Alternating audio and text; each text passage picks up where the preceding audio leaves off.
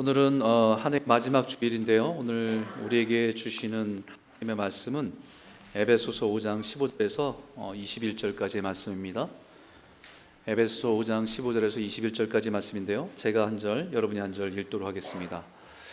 그런즉 너희가 어떻게 행할지를 자세히 주의하여 지혜 없는 자같이 하지 말고 오직 지혜 있는 자같이 하여, 그러므로 어리석은 자가 되지 말고 오직 주의 뜻이 무엇인가 이해하라.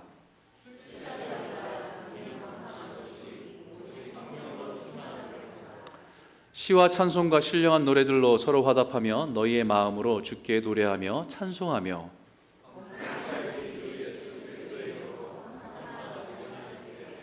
같이 읽겠습니다. 그리스도를 경외함으로 피차 복종하라. 아멘. 오늘이 2024년 마지막 주일 2부 예배입니다. 정말 시간이 빠르죠? 그죠? 우리가 2024년 시작하면서 결단하고 기도하고 시작했는데 어느 순간 보니까 끝이에요. 우리 옆에 있는 분들한테 인사 나눴으면 좋겠습니다. 한 해 동안 수고 많으셨습니다. 네, 수고 많으셨습니다. 네. 남편으로 수고 많으셨고, 아내로서 수고 많으셨고, 또 교회 여러 가지 직분으로 또 수고 많으셨습니다. 요즘에 연말이니까 사람들을 이렇게 만나다 보면 여러 가지 이야기들을 같이 나누게 되는데, 근데 요즘에 이런 얘기를 참 많이 들어요. 요즘 정말 어떻게 살아야 될지 모르겠다.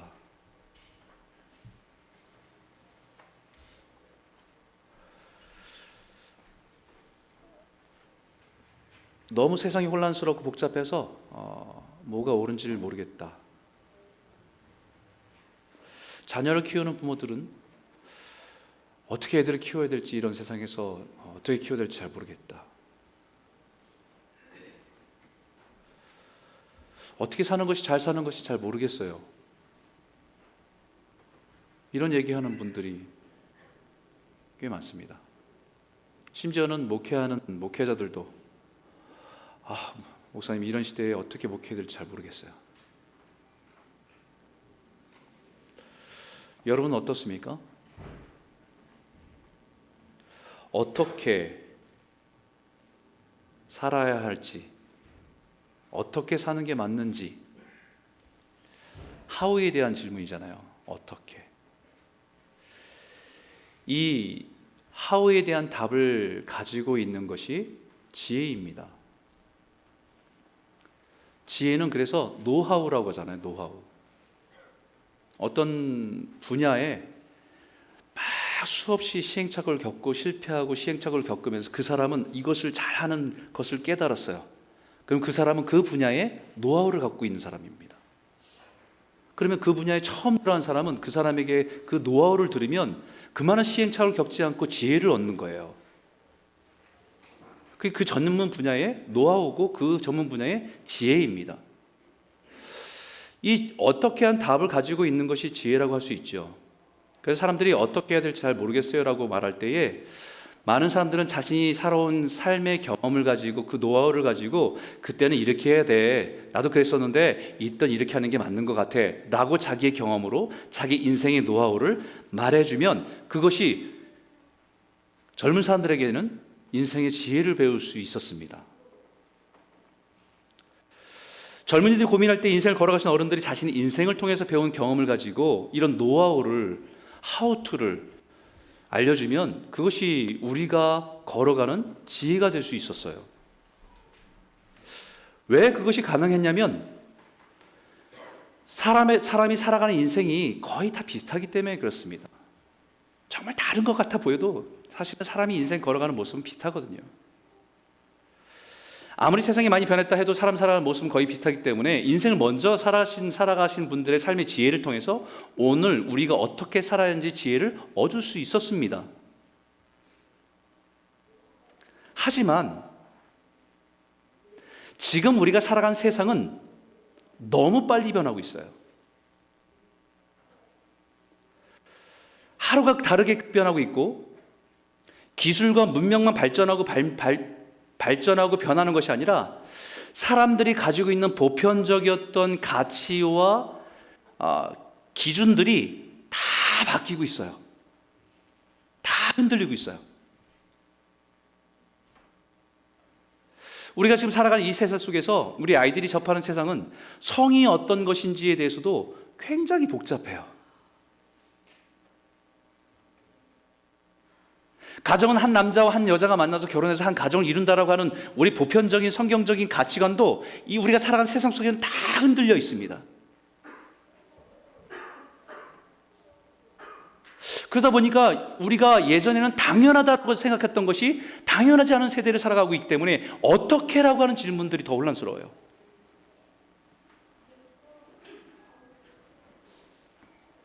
누군가 쉽게 자신이 살아온 경험 것을 가지고 그것이 유일한 삶의 지혜라고 말하기에는 세상이 너무 혼란스럽고 복잡해졌습니다.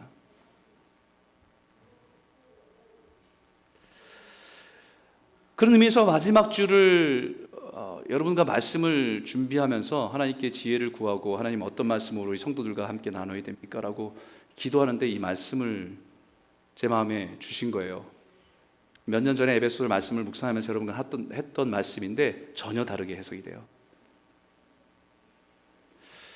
15절에 있는 말씀입니다. 오늘 이 말씀을 오늘 깊이 좀 다시 여러분들이 깊이 묵상해 보셨으면 좋겠어요. 15절에 있는 말씀인데 같이 한번 읽겠습니다. 시작. 그런즉 너희가 어떻게 행할지를 자세히 주의하여 지혜 없는 자같이 하지 말고 오직 지혜 있는 자같이 하여. 이렇게 막 혼란스러울 때 제일 먼저 해야 될 것은 뭐냐면 어떻게 행할지를 자세히 주의하여. 어떻게 살아야 되지? 어떻게 걸어가야 되지? 어떻게 그리스도인 이 시대를 지혜롭게 살아가야지? 이 질문에 대한 답을 얻기 위해서 제일 먼저 해야 될 것은 자세히 주의하여 살펴보라는 말씀이에요. 뭐를요? 뭘 주의해서 살펴봐야 돼요?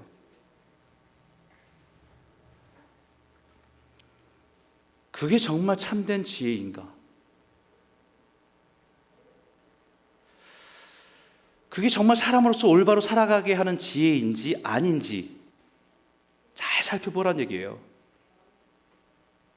여러분들이 이게 삶의 지혜라고 생각하고 가지고 있는 것이 진짜 삶에 하나님 원하시는 진짜 지혜인지 아닌지 살펴보라는 말씀이에요.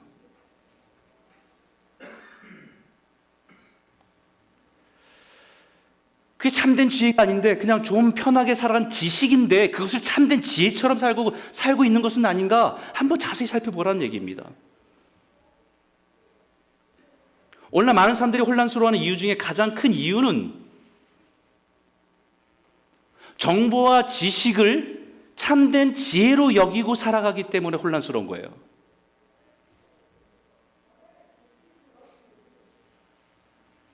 미국의 유명한 복음 전도자 빌리 그레엄 목사님이 이렇게 말했어요. 지식은 수평적이고 지혜는 수직적이다 말씀했어요. Knowledge is horizontal, wisdom is vertical. 지식은 수평적이에요. 이곳저곳에서 있는 것들을 가져다가 자기가 알고 있는 것은 지식입니다. 근데 지혜는, 참된 지혜는 위에서 내려오는 지혜라는 거예요. 사람들이 공부하고 연구하고 발견한 것은 지식입니다. 그러나 참된 지혜는 위에서부터 주어지는 것이고, 우리가 성경의 지혜의 왕이라 불린 솔로몬의 지혜는 하나님의 선악 가운데 이 하나님의 백성을 어떻게 분별해서 잘 인도할 수 있습니까? 라고 질문하고 하나님께 물을 때에 하나님께서 그 마음을 부어주신 것이 지혜입니다.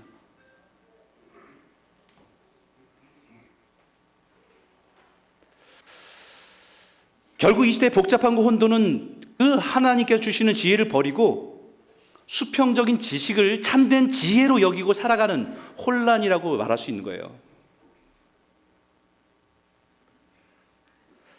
이런 혼란 속에서 이렇게 말합니다. 지혜 없는 자같이 하지 말고 오직 지혜 있는 자같이 하여 라고 말해요. 이 말을 쉽게 얘기하면 이 말이에요. 지혜가 없는데 지혜가 있는 것처럼 살아가기도 하고, 지혜가 있는데 지혜가 없는 사람처럼 살아가기도 하고,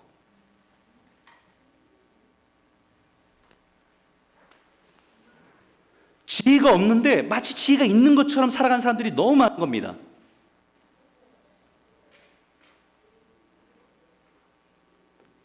세상이 살아가면서 이런저런 정보들을 가지고 더 편리하게 유리하게 살아가는 것을 말하는 것을 인생의 지혜로 여기고 살아가는 사람들이 너무 많다는 얘기예요.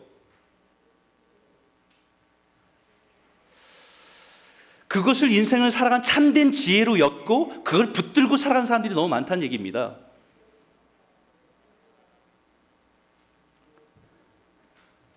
이런 거죠. 앞으로 저쪽의 도시가 많이 개발될 거야. 10년 뒤면 몰라보게 발전할 거야. 그렇기 때문에 미리 가서 거길 투자해. 지금 조금 아껴서 좀 덜 쓰고 좀 불편해도 투자하는 것이 맞는 거야 라고 하는 것을 따라가면 그것은 지혜입니다. 살아가는 지혜예요. 근데 그것은 지식이에요.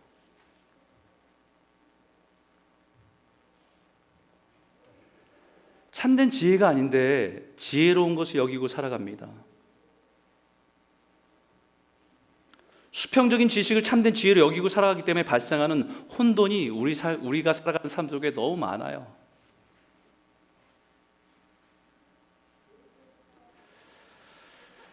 지혜가 아닌데 지혜 있는 것처럼 살아가는 것도 문제인데,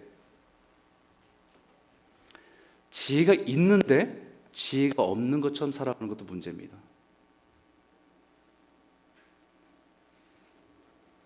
분명히 어떻게 살아야 되는지 답이 있어요. 그런데 불구하고 답이 없는 사람들처럼 살아가는 것이 문제예요.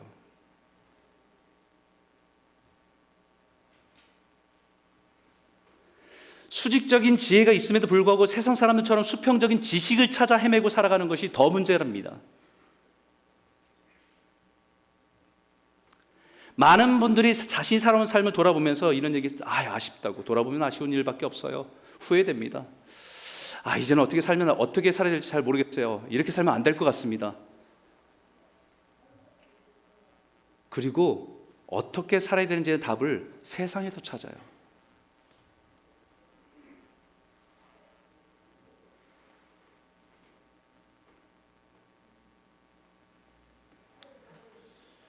이미 예수를 믿고 예수를 주로 고백하고 살아가는 사람은 고린도전서 1장에 분명히 말합니다. 그리스도는 하나님의 능력이요 하나님의 지혜니라.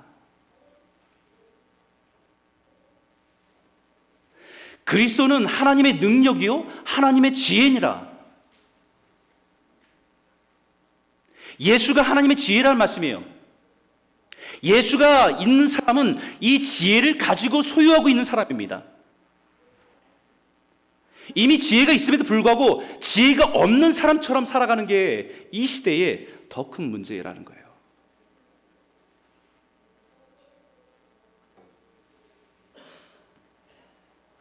그렇기 때문에 16절에 이렇게 말합니다. 세월을 아끼라 때가 악하니라. 세월을 아끼라고 말하는데 이 말은 예전에도 말씀드린 바가 있어요. 세월이 그냥 클로니컬하게 흘러가는 대로 나의 먹는 대로 그렇게 살아가지 말라는 거예요.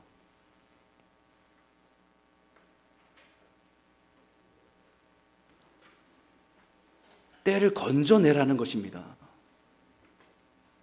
흘러간 시간 속에서 나를 향한 하나님의 때, 나를 향한 하나님의 계획, 나를 향한 뜻을 찾아서 그것에 반응하며 살아가는 얘기예요.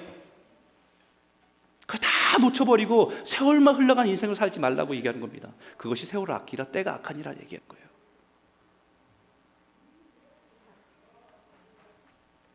크로니컬한 시간 흐름 속에서 인생의 하나님 때를 분별해서 반응하며 살아가는 것, 그것이 때를 건져내는 겁니다. 의미 있게 하나님의 내 삶의 의미를 찾아가는 것입니다.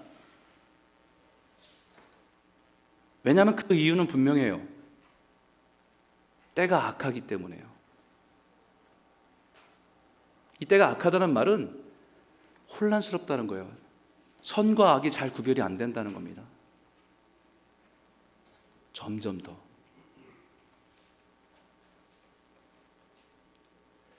창조 후 타락 이후에 인류는 늘 악했어요.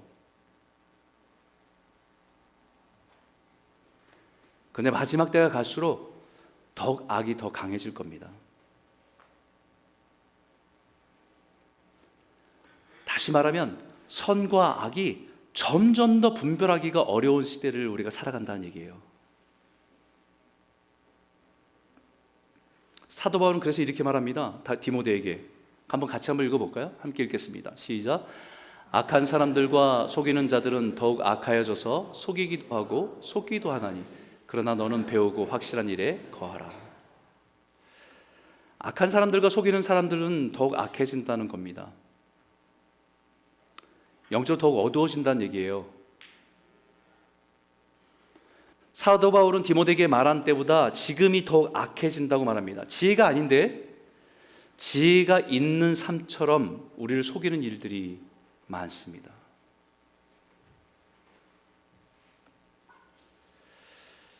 그것이 참된 지혜가 아닌 것을 알면서도 스스로 모르는 척 속아 넘어가 버린 일도 많습니다.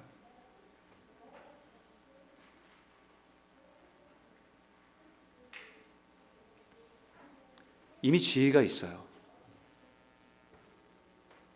예수를 믿는 사람들에게 이미 지혜가 있다고 말해요. 예수님 내 삶의 주인입니다. 그렇기 때문에 배우고 확신한 일에 거하라. 이미 배우고 확신한 일에 거하라.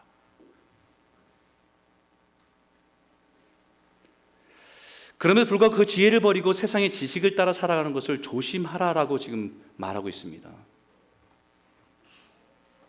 참된 지혜가 있는데 그것은 버려두고 세상의 사람들이 막 지식을 쫓아 살아가는 것을 쫓아 사는 것을 멈추라는 거예요.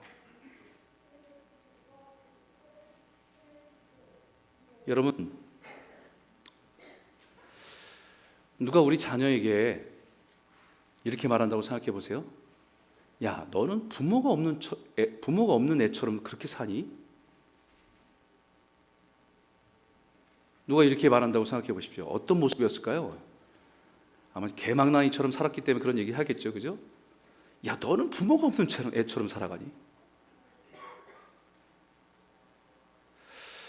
무슨 말입니까? 부모가 있다는 말이에요? 없다는 말이에요? 분명히 있다는 말이잖아요. 분명 너를 낳아주고 키워준 부모가 있는데 마치 부모가 없는 애처럼 살아가니? 분명 부모가 있는데, 분명 지혜가 있는데, 분명 예수라고 하는 지혜가 있는데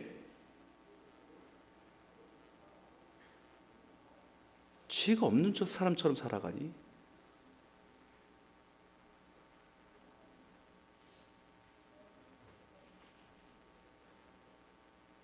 그래서 17절에 이렇게 말합니다. 같이 읽겠습니다. 함께 크게 읽죠. 한번 시작. 그러므로 어리석은 자가 되지 말고 오직 주의 뜻이 무엇인가 이해하라. 어리석은 자라는 말이에요. 지혜가 있는데 지혜가 없는 사람처럼 사는 모습이 어리석은 자다.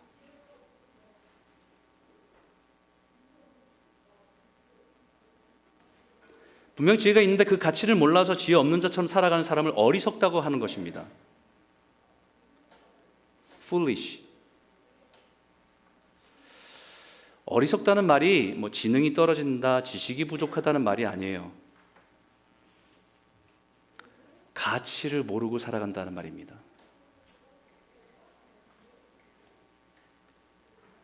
예전에 제가 이 어리석다는 말을 성경에서 이렇게 묵상하다가 제 마음이 확 와닿던 설명이 있었어요. 이 어리석다는 의미가 어떤 건가? 한번 들어보세요. 어리석은 사람은 숟가락의 국맛을 모르듯이 스승과 평생을 살아도 길을 잃고 헤맨다. 아, 이게 어리석은 거구나. 여러분 식사할 때마다 밥을 먹고 국을 떠서 먹잖아요. 그 국맛을 제일 많이 접하는데 숟가락은 국맛을 몰라요. 마치 어리석은 사람은 가장 가까이에 현명한 스승과 선생을 두고 있어도 지혜를 얻지 못합니다.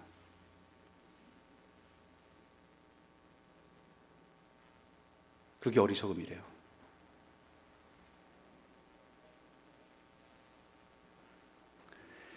늘 곁에 있지만 그 맛을 모르고 살아가는 것과 같은 것이 어리석은 것입니다.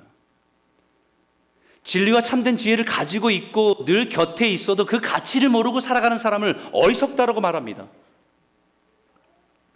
예수를 믿는다고 하면서 예수를 나의 구주라고 고백하면서도 그 가치를 몰라서 그 지혜를 따라 살아가지 않고 세상의 지식을 따라가 사는 사람처럼 살아가는 것을 어리석다고 말하고 있어요.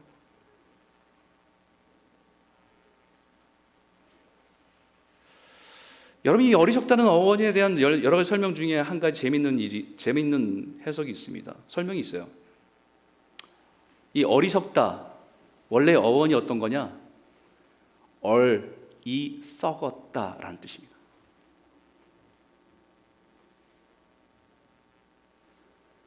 얼이 뭐예요? 정신이잖아요.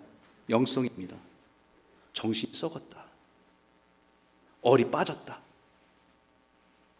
그게 어리석다예요.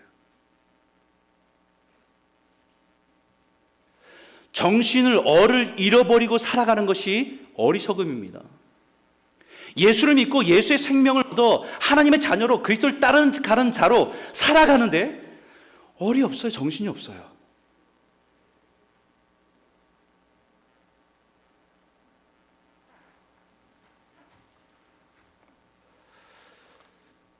많은 분들이 한 해를 지나와서 이렇게 뒤돌아보면서 자신의 삶을 돌아보면서 얘기하는 게 모르겠어요. 어떻게 살았는지 정신없이 살았어요. 여러분, 한 해면 괜찮지만 그게 우리 인생의 전부라고 한다면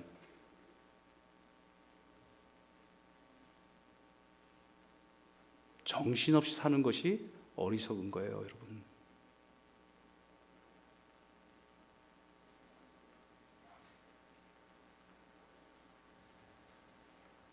내가 누구인지를 모르고 정신없이 살아가는 게 어리석은 거예요.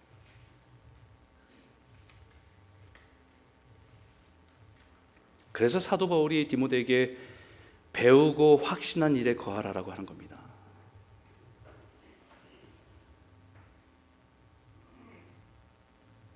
우리 자녀들이 목회자 가정이 자라가는데 매일 말씀을 가까이 하고 또 주일이면 설교를 듣고 그렇게 살아가는데 평생 그렇게 살았는데 예수를 모르고 그 지혜를 따라 살아가지 않는다고 한다면 그것처럼 어리석은 게 어디 있겠습니까?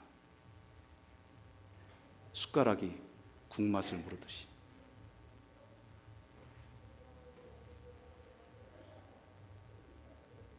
우리가 예수를 믿는다고 예배하고 말씀 읽고 그렇게 살아가는데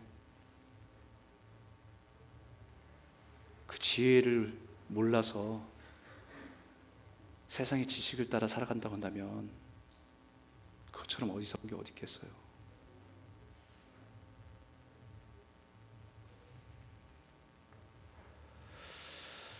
배우고 확실한 그 말씀으로 주의 뜻이 무엇인가를 이해하고 그 뜻을 따라 살아가는 것이 지혜라고 말합니다.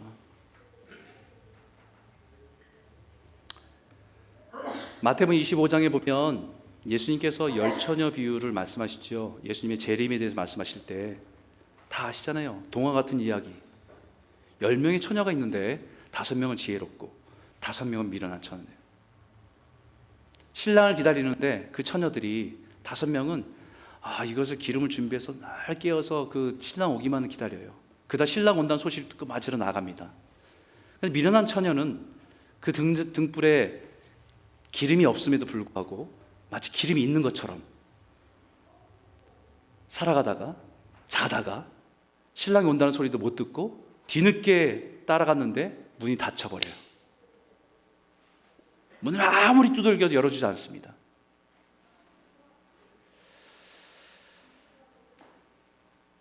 그때 이 5대 미련한이라고 하는 이 미련한 단어가 미련한, 지혜로운, 미련한, 슬기로운 이 단어가 미련하다는 단어가 모로스라는 단어인데요. 우둔한, 또 하나의 의미는 얼이 빠진.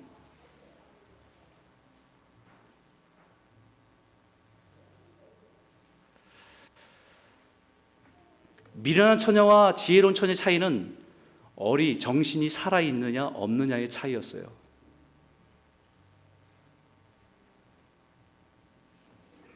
자기가 신부로서 신랑을 기다려야 되는 사람이라고 하는 자기에 대해서, 자기가 누구인지에 대해서 알고 있는 정신의 차이였습니다.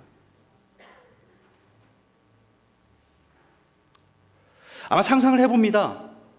지혜로운 처녀들이 자신이 언제 올지 몰라서 기름을 두고 막 아침서부터 새벽서부터 깨어서 기다리고 있는 모습을 보면, 야, 좀 미련하게 그렇게 사니? 나중에 저녁 때 무슨 신호가 있으면 그때 준비 다 돼 라고 하면서 오히려 미련한 그 처녀들이 지혜로운 처녀들을 미련하다고 얘기했을 거예요. 어떻게 미련하게 그렇게 사니?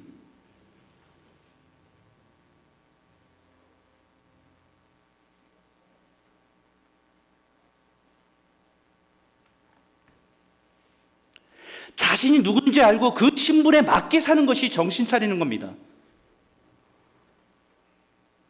정신이 살아있는 성도입니다. 그런 면에서 생각해보면요, 여러분 정신없이 바쁘게 살면 안 돼요. 정신 차리고 바짝 살아야 돼요. 내가 누군지. 요즘에 농담으로 그런 얘기잖아요. 어떤 황당한 현타 오면 나는 누구? 여긴 어디? 그렇게 살면 안 돼요, 여러분. 나는 누구? 여긴 어디? 내가 누군지를 알고 살아야죠.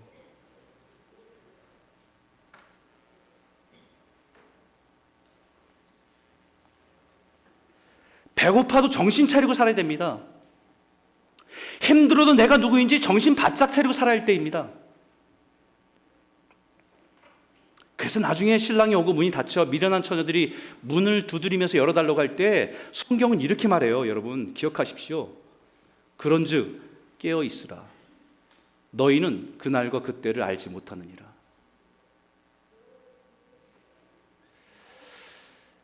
지혜는 그날과 그때가 언제인지를 아는 게 지혜가 아니고, 지혜는 깨어 있는 게 지혜입니다.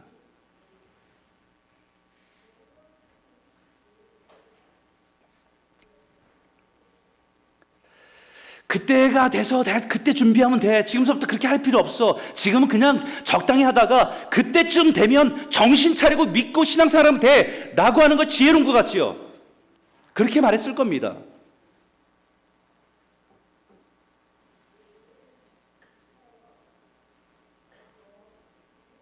여러분, 제가 이 말씀을 준비하면서 마음이 굉장히 무거웠어요.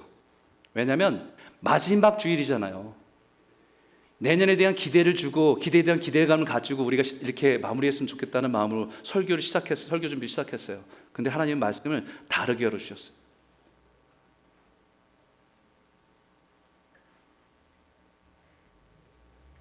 내년이면 더 좋아지지 않아요. 더 어둡습니다.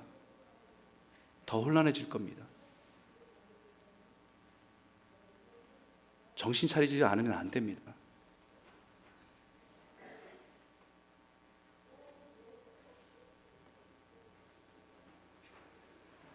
장차 오실 주님을 기다리며 신부로서 하루하루 살아가는 것이 지혜입니다.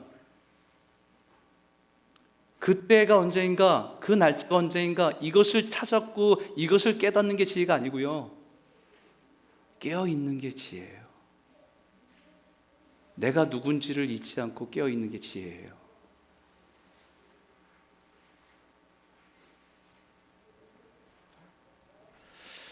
그렇기 때문에 이 시대를, 혼란 시대를 지혜롭게 살아가기 위해서 추구할 것이 있고요, 피할 것이 있습니다. 8절 이후의 말씀인데, 18절에 있는 말씀인데 같이 한번 읽어볼까요? 함께 읽겠습니다. 시작.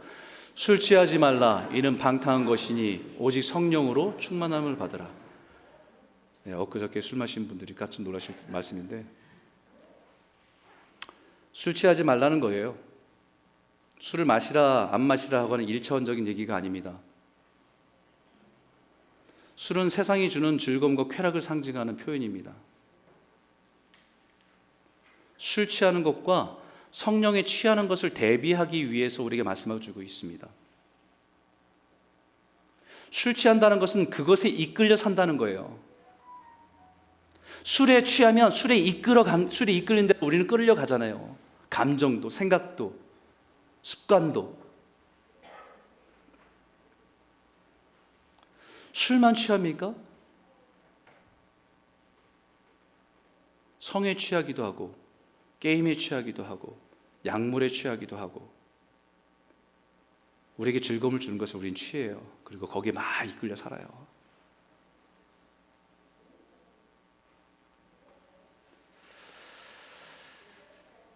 전도서에서 지혜롭게 사는 것을 방해하는 가장 큰 적이 세상의 탐욕이라고 말합니다.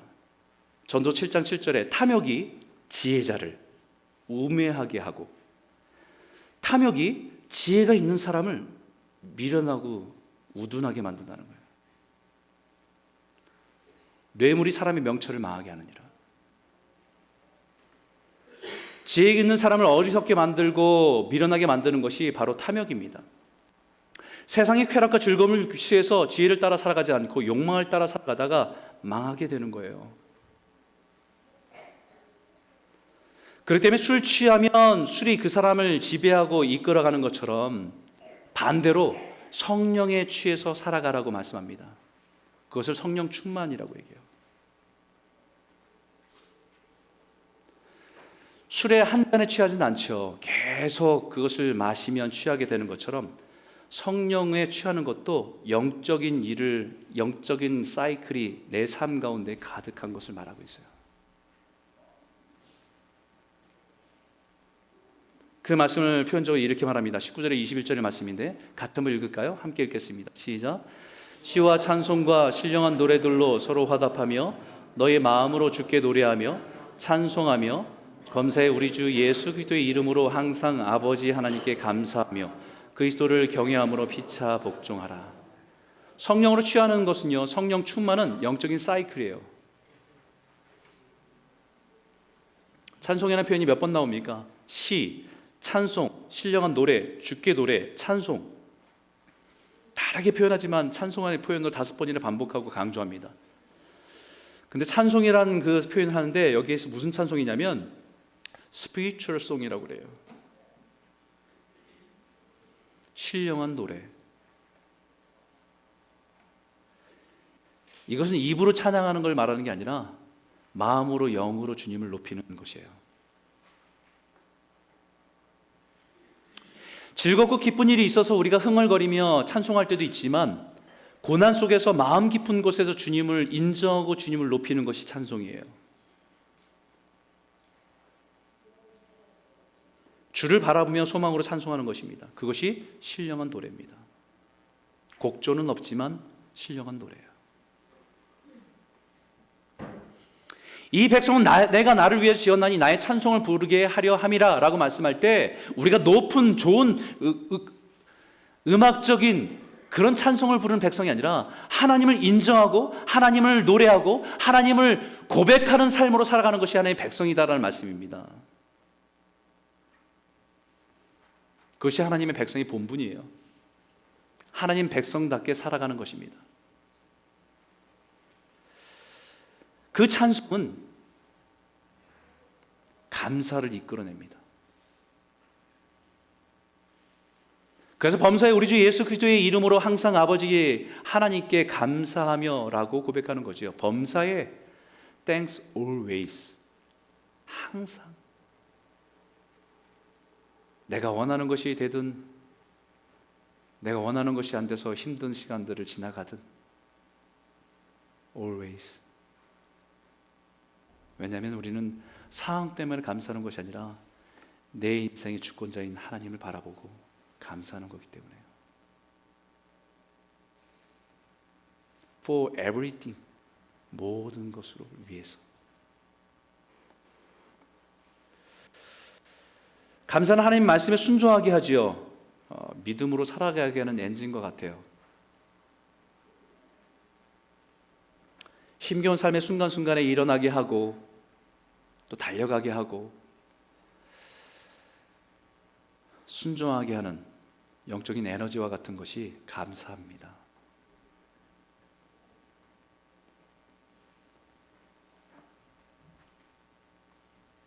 그 감사는 우리 서로 순종하게 해요. 피차 서로를 향해 믿음으로 바라보고 순종하게 하십니다. 그게 성령으로 충만한 삶이에요.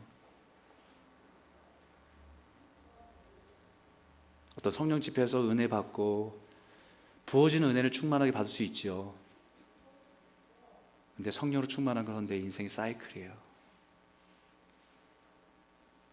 영적인 곳으로 계속 채워지는. 그래서 사도 바울이 로마서에 있는 성도에게 이렇게 말합니다. 너희의 순종함이 모든 사람들에게 들리는지라. 그러므로 내가 너희로 말미암아 기뻐하노니. 그 다음에 같이 읽을까요? 함께 읽겠습니다. 시작.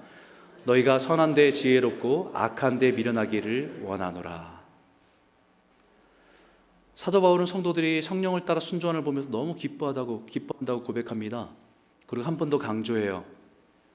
너희가 선한 데는 지혜롭고 악한 데는 미련하라. 따라해 볼까요? 너희가 선한 데는 지혜롭고 악한 데는 미련하라. 이거 거꾸로 살면 안 됩니다, 여러분. 선한 데는 미련해요. 악한 데는 온갖 자기 머리를 굴려갖고 그것을 막 포장해갖고 따라가요. 선한 것은 분별을 못해갖고 그것을 어떻게 할지 순종도 못합니다. 분명 악한데 그것을 막 자기와 합리화시키면서 그것을 어떻게든 간에 따라가려고 해요. 하나님 보시기에 선한 일에는 예수님의 지혜를 따라 순종하라고 말씀합니다. 하나님 보시기에 악한 일에는 자꾸 합리화시키지 말라는 말입니다.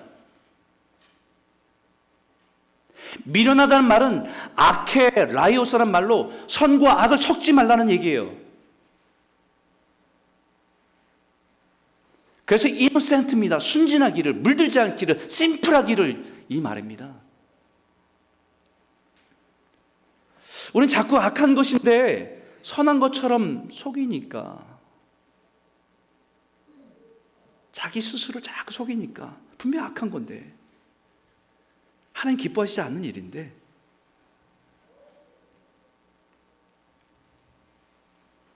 그래서 에덴 동산의 선악과를 미혹할 때도 악한 것인데 선한 것처럼 포장하고 속인 것이 문제 아닙니까? 하나님께 분명히 먹지 말라, 정령 죽으리라 말씀했는데 자꾸 그것을 보면서 탐욕에 이끌려서 먹음직스럽고 보암직스럽고 지혜롭게 할 만큼 탐스럽다라고 자꾸 포장하는 거 아니에요.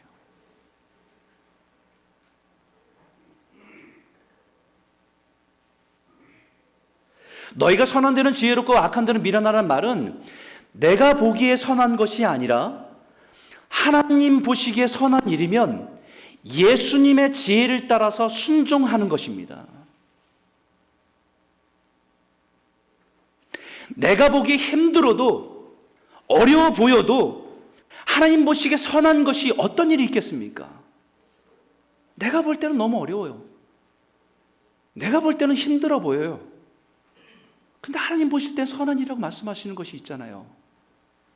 어떤 일이겠어요? 여러분도 아시잖아요. 여러분 하기 싫은 거, 아는데 하기 싫은 거, 자기 십자가를 지고 따라가야 되는 일들.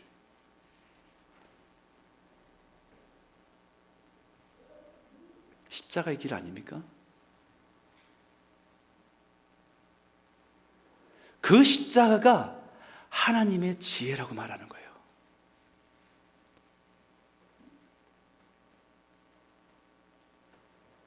예수님께서 순종하며 걸어간 그 길이 지혜라고 말씀하시는 겁니다. 내가 보기에는 좋아 보이지만 하나님 보시기에 악한 일이면 사람들이 뭐라고 해도 돌아서는 것이 지혜예요. 손해보는 것이 지혜입니다.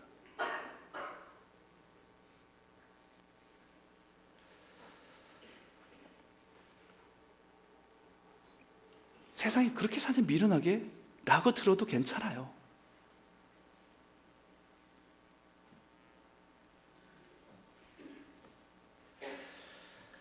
여러분 성경에서 많은 인물들이 성경 안에 있지 않습니까?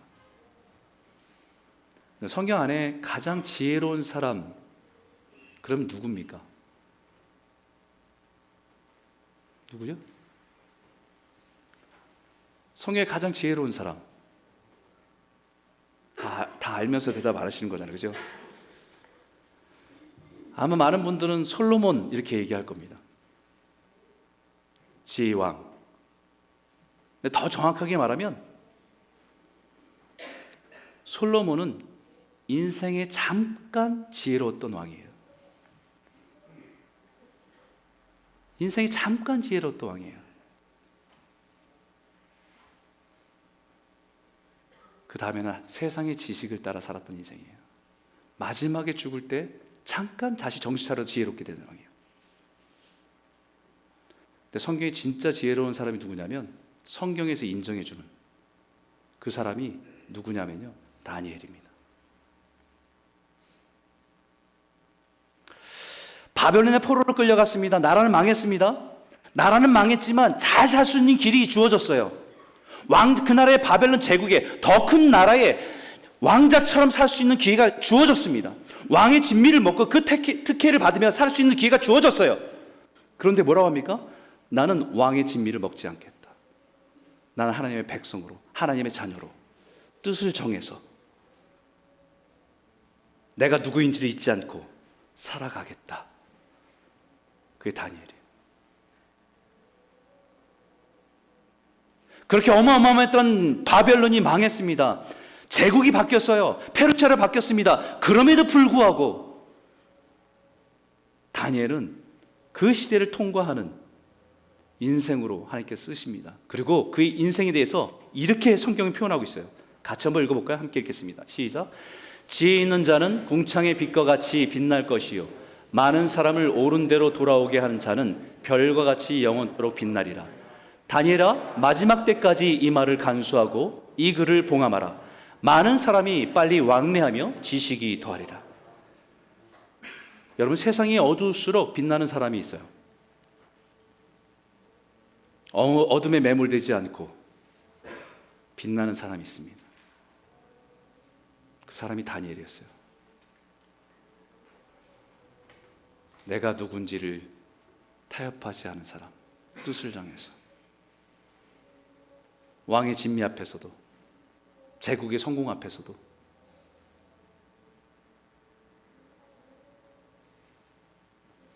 하나님의 지혜로 살아가는 사람입니다.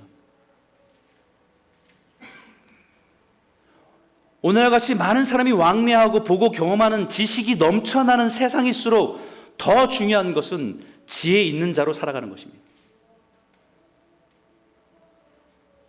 다니엘이 예언적인 말씀으로 다니엘의 마지막 때까지 이 말을 간수해서 이 말을 봉함하라. 어떤 때를 위해서? 많은 사람이 빨리 왕래하고 지식이 넘치는 그 시대를 위해서, 오늘 우리를 위해서.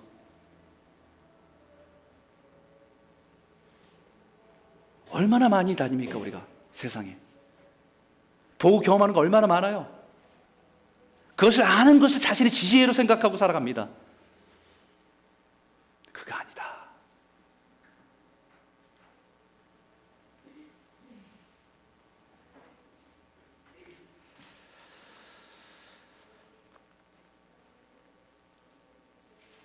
사랑하는 성도 여러분, 2024년 한 해를 마무리하는 이 시점에 하나님 이 말씀을 다시 주셨어요.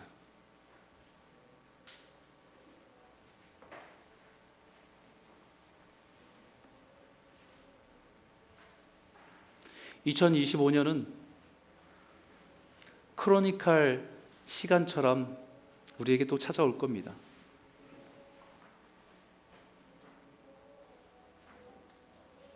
그럼 어느 순간 뒤를 돌아보면 나는 누구? 여긴 어디? 정신없이 살았네?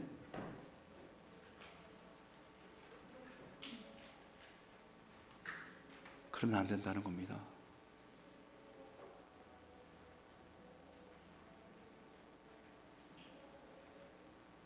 지금 이 시대는요, 예수 믿는 것을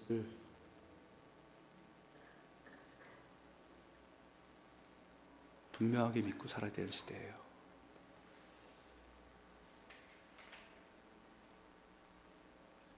지혜가 있음에도 불구하고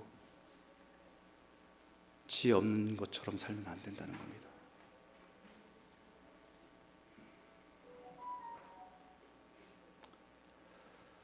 선한 데는 지혜롭고 악한 데는 미련하게 보여도 깨끗함과 순전함으로 살아가는 것이 지혜로운 삶입니다. 올해를 마무리하는 이 시점에 다시 한번 돌아보세요.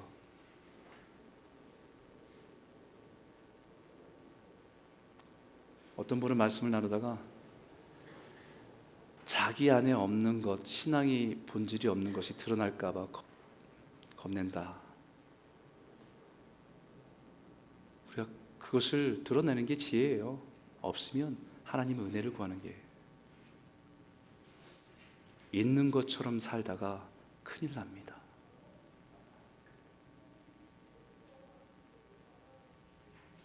오늘 이 말씀을 다시 한번 깊이 깨닫고 하나님의 지혜를 따라 살아가는 저와 여러분 모두가 되시길 주의 이름으로 축복합니다. 그러면 같이 한번 기도할까요?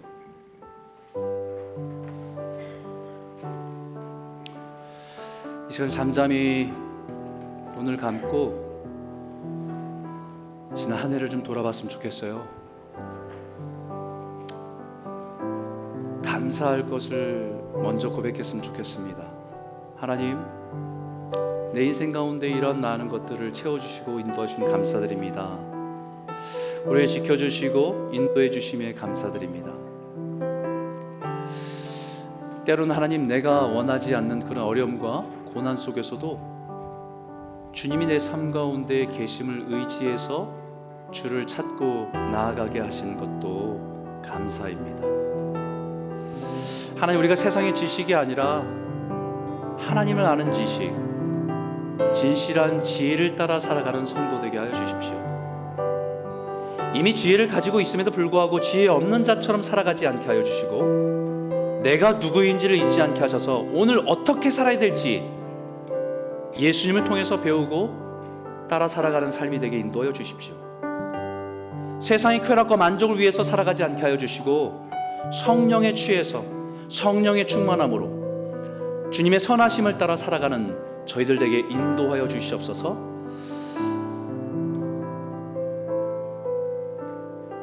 선한 데는 지혜롭고 악한 데는 미련하는 그런 삶을 살아갈 수 있도록 우리에게 분별력을 더해 주십시오.